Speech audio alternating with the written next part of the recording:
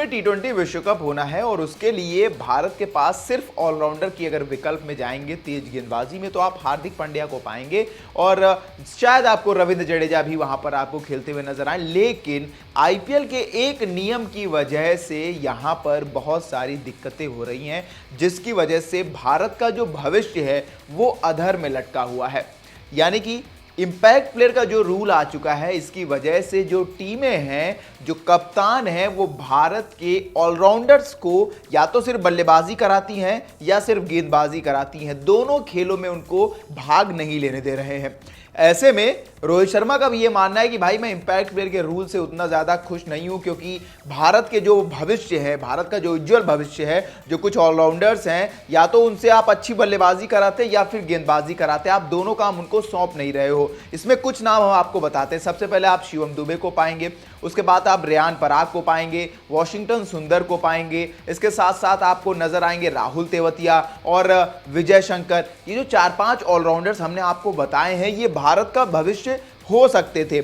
शिवम दुबे बल्लेबाजी से तो बहुत प्रभावित कर रहे हैं, पर क्या वो गेंदबाजी करेंगे? क्योंकि ऋतुराज गायकवाड़ तो शिवम दुबे से अभी तक एक भी मैच में गेंदबाजी कराते हुए नजर नहीं आए हैं। यहां तक जब रोहित शर्मा अभी अफगानिस्तान दौरे पर कप्तान थे टी20 में, तब उन्होंने शिवम दुबे से बॉलिंग कराई थी। उसके बाद उम्मीद थी कि आईपीएल में भी वो बॉलिंग करेंगे, पर नहीं कर रहे हैं। बल्लेबाजी बहुत अच्छी कर रहे हैं, छक्के बहुत लंबे लंबे मार रहे हैं, पर गेंदबाजी का वो ऑप्शन न देना कहीं ना कहीं शिवम दुबे के लिए टी20 विश्व कप में जगह काट सकता है। इसके बाद रेयान पराग जो इतनी अच्छी बल्लेबाजी कर रहे हैं, पर सैमसन उनसे गेंदबाजी में इतना काम नहीं करवा रहे हैं, जबकि रेयान पराग अच्छे ऑफ स्पिनर के रूप में मैच में प्रभाव डाल सकते हैं वेस्टइंडीज जैसे पिचों में, अगर इनका सिलेक्शन होता है। इसके अलावा विजय शंकर 3D प्लेयर, 2019 विश्व कप में इनको इसीलिए ले जाया गया क्योंकि ये बैटिंग और बॉलिंग दोनों करके देते थे, लेकिन इनसे गुजरात की टीम बॉलिंग ही नहीं करा रही है। पिछले सीजन में बहुत कम करा, इस सीजन में तो उससे भी कम करवा रहे हैं। राहुल तेवतिया खैर उनको गेंदबाजी तो नहीं करा रहे हैं, पर बल्लेबाजी बहुत नीचे आती है। इसके साथ साथ आप वॉशिंगटन सुंदर जो हैदराबाद में है, या तो बॉलिंग कराते हैं या तो नहीं खेलते हैं, दो ही चीजें नजर आती हैं। तो भारत का जो उज्जवल भविष्य है वो तो अब लटकता हुआ नजर आ रहा है इंपैक्ट प्लेयर के रूल से। इंपैक्ट प्लेयर के रूल में आपको मजा बहुत आ रहा होगा, 287 बनते हैं, 77 बनते हैं, 72 बनते हैं, इतने ज्यादा रन, आपको 250 के ऊपर रन देखने को मिलते हैं, एक्स्ट्रा बल्लेबाज मिलता है। लेकिन उनका क्या, जो ऑलराउंडर की भूमिका निभाने आते थे, आप उनको सिर्फ बल्लेबाज या गेंदबाज बनाकर रख चुके हो।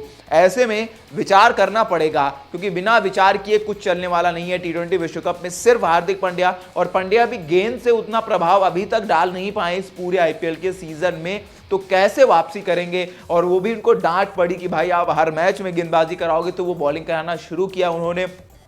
यहीं पर एक बड़ा सवाल है कि टी20 विश्व कप में जहां आप ऑलराउंडर्स की डिमांड रखते हो, ऑलराउंडर्स होने चाहिए, ढेर सारे होने चाहिए आपकी टीम में, तो आपको सिर्फ पांड्या नजर आते हैं। फास्ट बॉलिंग में तो कोई और है भी नहीं उनके आसपास। स्पिन में आपको जडेजा नजर आते हैं। अगर मान लीजिए लेफ्ट आर्म स्पिनर की जरूरत नहीं है, तो फिर आप किसे खिलाएंगे? तो ये जो चीजें हैं, और आने वाले समय में भी ये भारत को बहुत नुकसान पहुंचाने वाला है ये रूल। मजा आ रहा है, पर इसको ध्यान में रखा जाए कि भाई जिसको ऑलराउंडर कहा जाता है उससे दोनों काम कराए जाने चाहिए। अब मैच को देखते हुए लोग काम नहीं कराते हैं, पर उम्मीद है कि इससे सीखेंगे, भारत के भविष्य के लिए सीखेंगे, ना सिर्फ आईपीएल में पैसे के लिए सब किया जाए। आप हमें कमेंट करके बताइए कि शिवम दुबे से बॉलिंग कराई जानी चाहिए या नहीं, हमें कमेंट करके। तब तक के लिए देखते रहिए वन इंडिया हिंदी।